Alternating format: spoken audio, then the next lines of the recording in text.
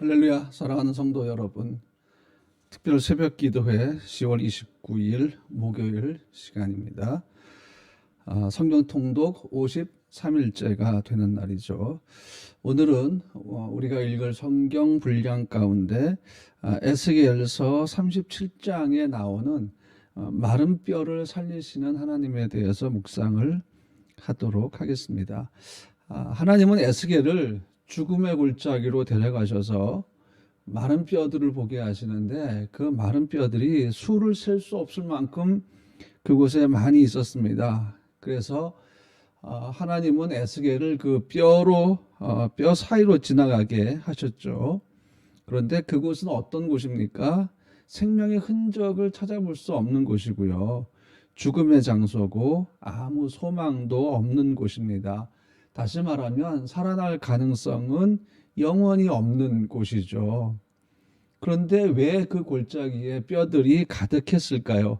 사실 여러분, 이 마른 뼈의 환상에 대해서 우리가 알려면 이 37장의 이 장면만 보면 안 되고요.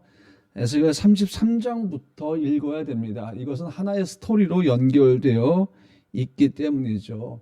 33장에 보면 그 골짜기에 마른 뼈들이 가득하게 된 이유가 나오는데 33장 5절 말씀 보면요. 그가 나팔 소리를 듣고도 경고를 무시하였으므로 그가 죽은 것은 전적으로 그의 잘못이다. 만일 그가 그 경고를 받아들였다면 자기 생명을 구할 수 있었을 것이다. 저는 지금 현대인의 성경으로 읽고 있는데요. 하나님은 파수꾼을 세웠다고 말씀하시죠. 이 파수꾼이 바로 에스겔입니다. 하나님은 에스겔을 통해서 이스라엘의 멸망을 선포하게 하셨습니다. 기회는 남아있죠. 회개하고 하나님께 돌아오면 됩니다. 하지만 이스라엘 백성들은 그 경고를 받아들이지 않았죠. 하나님이 에스겔을 파수꾼으로 세우신 것은 이스라엘이 하나님 앞에서 악을 행하였어도 파수꾼의 경고를 듣고 다시 악을 떠나 하나님께로 돌아오기를 원하셨기 때문입니다. 그래서 11절 말씀, 33장 11절 말씀 보시면 나 주 여호와가 분명히 말하지만 나는 악인이 죽는 것을 기뻐하지 않고 오히려 악인이 악한 길에서 떠나 사는 것을 기뻐한다. 이스라엘 백성아, 너희는 악한 길에서 돌아서라. 이렇게 말씀하고 있습니다. 너희가 어찌하여 죽으려고 하느냐. 하나님의 마음이 담긴 말씀이죠. 그런데 14절부터 16절까지 보면 이렇게 나와 있어요. 그러나 내가 악인에게 너는 죽을 것이다 하고 말했을지라도 그가 만일 자기의 주에서 떠나 선하고 옳은 일을 행하며 전당물이나 훔친 물건을 돌려주고 생명의 법을 따르며 다시 죄를 짓지 않으면 그는 분명히 살고 죽지 않을 것이다. 이것이 하나님의 마음입니다. 이것이 징계하시고 심판하시는 하나님의 마음입니다. 그러면서 하나님이 뭐라 말씀하신가 하면 그가 전에 지은 죄는 하나도 기억되지 않을 것이며 그가 선하고 옳은 길을 행하였으므로 분명히 살게 될 것이다. 하나님이 이렇게 말씀하셨어도 이스라엘 백성들의 마음은 완악했습니다. 그들은 파수꾼의 외침을 무시했고 오히려 이렇게 반응합니다. 33장 20절 말씀 한번 볼까요? 이스라엘 백성들아 너희는 그래도 나 여호와가 행하는 일이 공정하지 않다고 말하고 있다. 그러나 나는 너희가 행한 대로 심판할 것이다. 지금 이스라엘 사람들이 하나님을 향해서 하나님이 하신 일은 공정하지 않습니다. 이렇게 말하고 있다는 거죠. 하나님을 떠난 백성, 그리고 그들이 하나님의 반대편에 서서 하나님을 대적하고 있는 모습이 보입니다. 에스겔 37장에 나오는 그 마른 뼈들의 골짜기는 그 장면하고 지금 우리가 읽은 이 에스겔 33장 이스라엘 백성들이 하나님을 향해서 폐역하는 모습을 한번 서로 오버랩을 시켜보면 지금 33장에 나와 있는 이스라엘 백성들이 점점 어떻게 변해가는지가 보입니다.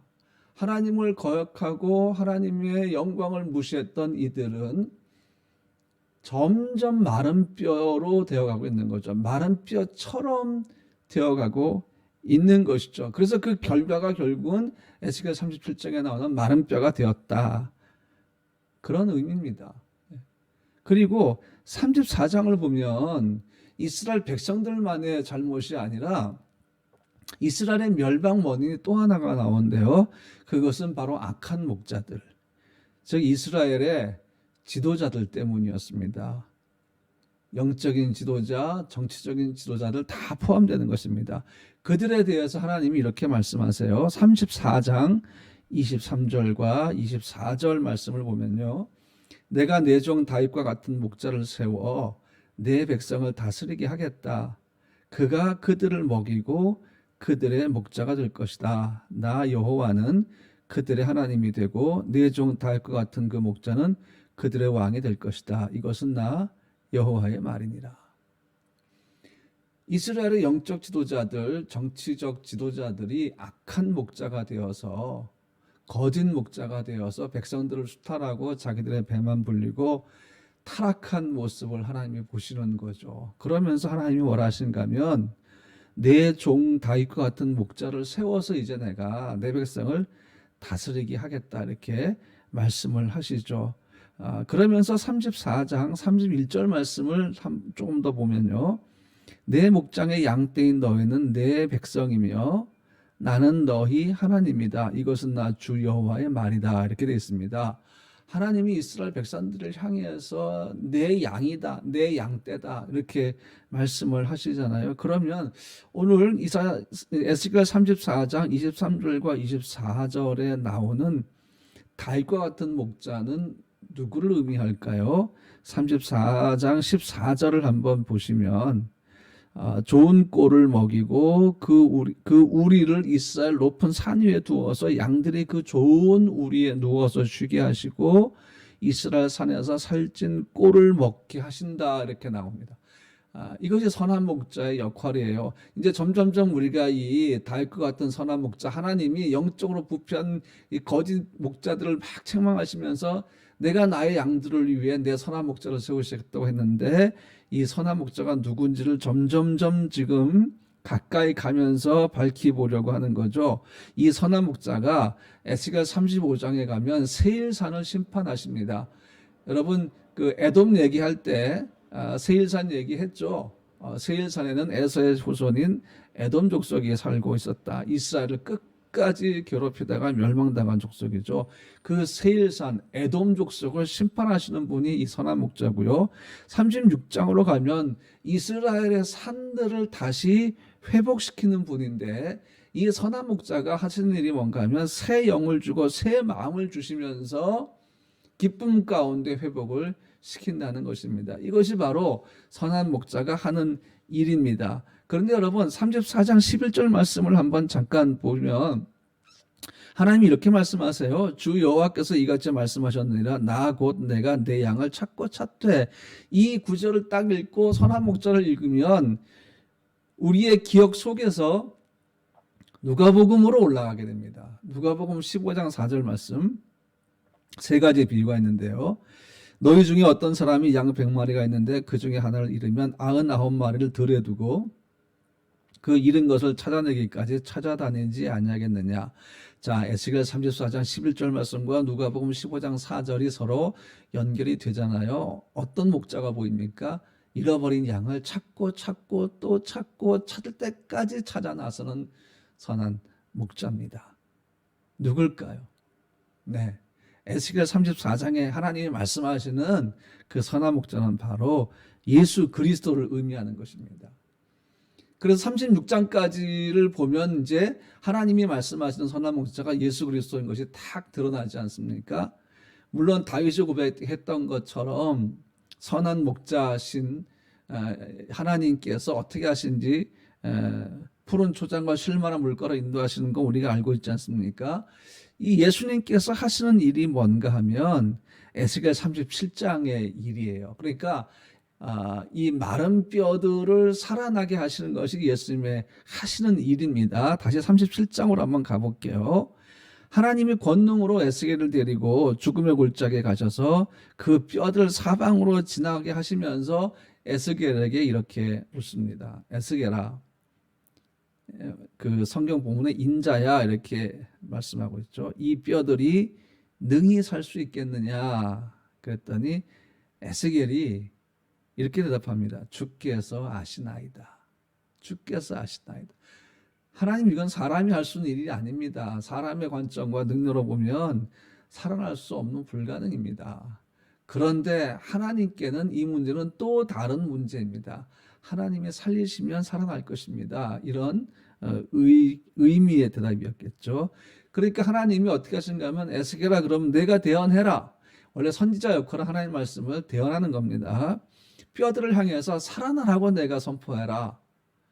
그래서 에스겔이 그렇게 했습니다. 갑자기 뼈들이 소리를 내면서 서로 연결이 되고 힘줄이 생기고 살이 덮으면서 사람의 모습을 회복을 한 거죠. 근데 엄청난 숫자의 사람들이 생긴 거죠. 하지만 그 속에 생기가 없으니까 그냥 그렇게 된 상태, 움직일 수도 없고 살아있는 존재가 되지 못했죠. 그때 하나님이 에스겔에게 다시 말씀하십니다. 너는 생기에게 명령해서 들어가라고 해라. 그래서 에스겔이 그대로 생기들에게 명하여 들어가라고 했을 때 온 천하에 있던 생기들이 와서 그 석으로 들어갔고 뼈들이 살아나면서 군대가 됐다 하는 말씀이 이 37장이에요. 그러면서 하나님이 이 37장에 있는 이 모습을 설명을 이렇게 해주십니다.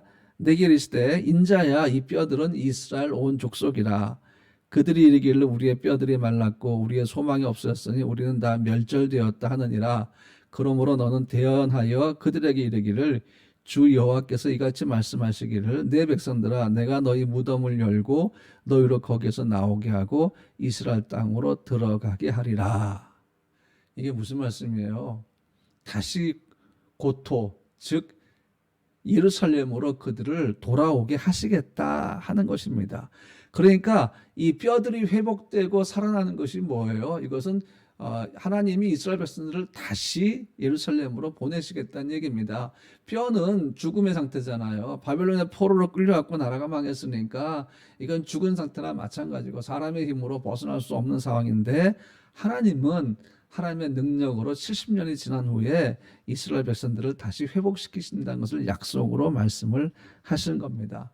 다시 말씀드리면 에스겔 33장부터 오늘 여러분이 33장부터 읽는데요, 37장까지는 이스라엘의 하나님을 떠난 양들에 대해서 먼저 징계 말씀하시고, 그 다음에 영적이고 사회적인 지도자, 정치적인 지도자들의 부패와 타락으로 인해서 고통받는 양들을 다시 찾으시겠다는 하나님의 선포가 나오고, 그 다음에 다윗과 같은 선한 목자에 대한 예언이 나오고, 그 선한 목자가 양들에게 어떻게 할 것인지가 선포되는 거죠.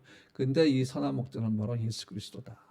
새 마음과 새 영을 주시고 죽은 뼈들을 살아나게 하시고 회복시키시는 생명의 떡이신 예수 그리스도가 바로 선한 목자입니다. 그러므로 에스겔 37장은 그냥 죽은 뼈들이 하나님의 능력으로 살아났다 이렇게 해석하는 것이 아니라 33장부터 쭉 이어져 나오면서 결국은 메시아 예수 그리스도께서 이 땅에 오셔서 어떻게 하실 일인지를 그대로 예언하는 그런 본문입니다.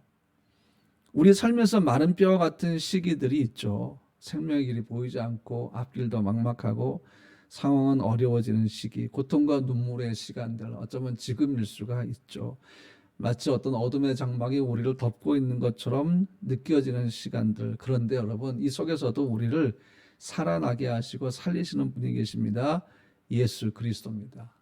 사랑하는 성도 여러분, 오늘도 그분이 우리와 함께 하십니다. 여러분과 함께 하십니다. 오늘 에스겔서 33장부터 39장까지 읽으면서 생명의 주님이 함께 하심을 기억하시기 바랍니다. 나머지 분량도 계속 읽으시면서 여러분과 함께 하시는 하나님과 동행하는 하루가 되시기를 바랍니다. 기도합니다. 하나님, 힘들고 어려운 상황 속에서 우리는 좌절하고 낭망합니다. 아무리 눈을 들어 보려고 해도 우리 앞에는 어려움은 가시지 않습니다. 그 어두움은 사라지지 않습니다. 하나님, 우리의 시선으로는 도저히 이 어둠을 뚫을 능력이 없습니다.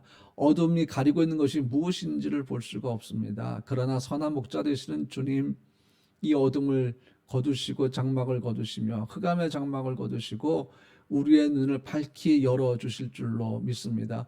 주님과 함께 걸어가면 두려움이 없습니다.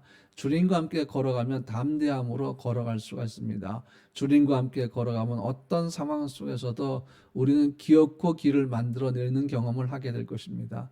사랑하는 성도들, 오늘도 주님과 함께 걸어가는 복된 하루가 되게 하여 주시옵소서. 예수님의 이름으로 기도합니다. 아멘. 사랑하는 성도 여러분, 오늘도 기도하시기 바랍니다. 이제 음악이 계속 나올 텐데요. 교회를 위해 기도하시고 또 우리 성도들을 위해 기도하시고 그리고 우리나라를 위해 기도해 주시고 체코를 위해서 같이 기도합시다. 그리고 여러분이 갖고 있는 기도의 소원들, 기도 제목들을 믿음으로 의심하지 말고 기도하셔서 주님께 응답받는 복된 하루가 되었으면 좋겠습니다. 이제 우리 함께 기도하겠습니다.